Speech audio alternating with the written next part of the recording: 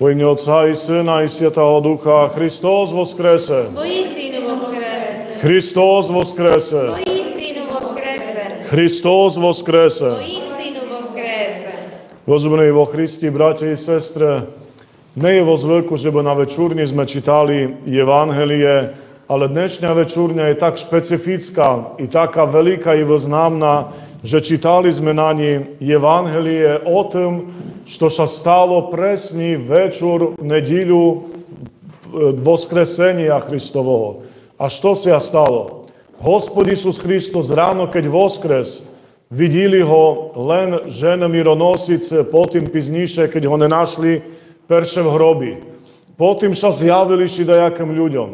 Ale dnešné Evangelie hovorí, že večer prišiel Isus Hristos ku apostolom, ktoré zo strachu pred Židami, že ich proste takisto pozaperajú a že ich zabijú, tak jak Krista Žide, tak z toho dôvodu oni boli schované, bojali sa. Aj toto hovorí Sväté Evangelie. A Hristos prišiel ku ním čez dverí zatvorené. Takisto to bolo v Evangelii napísané. I ukázal sa im, i oni obrovskú radosť proste pocitili, za to, že si uvedomili, že skutočne toto, o čím Hristos hovoril predtým, to sa i naplnilo. I to je, že vín skutočne voskresne.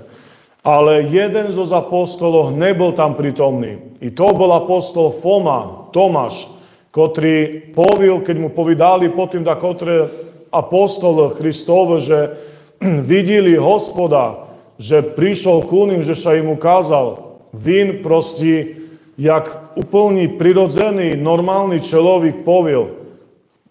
Proste, keď neuvidžu jeho rány po klincoch, na rukoch, na nohách a keď nevložu svoji palci do jeho rebra, ktoré bolo prebedené kopijou, tak ja vám neuvidžu, že vy ste ho videli, že vín skutočný voskres. I to je prirodzené, za to, že toto i každý z nás takto by ľudí určite reagoval. I što sa stalo pizniše o týždeň, to sa doznáme samozrejme ja na Fominu nedíľu, takzvanú, praví to tu Tomášovu antipaschu, ale treba povisti, že toto dnešné Evangelie v tento večer i hlavne to tá udalosť, že Hristos sa zjavil svojim apostolom, potvrdzuje, že by naozaj voskres i že ukázalo sa, že skutočne bolo reálne toto jeho voskresenie.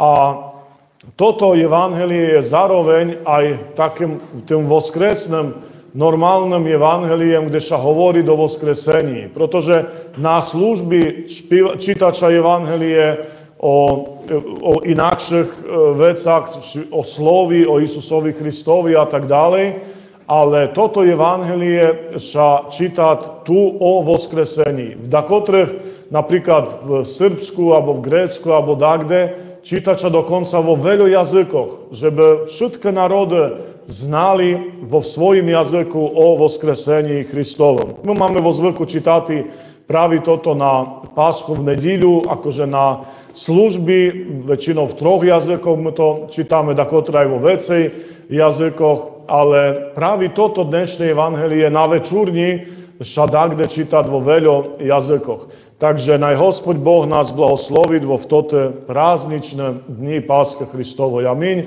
Hristos voskrese. Voistinu voskrese. Hristos voskrese. Voistinu voskrese. Hristos voskrese. Voistinu voskrese.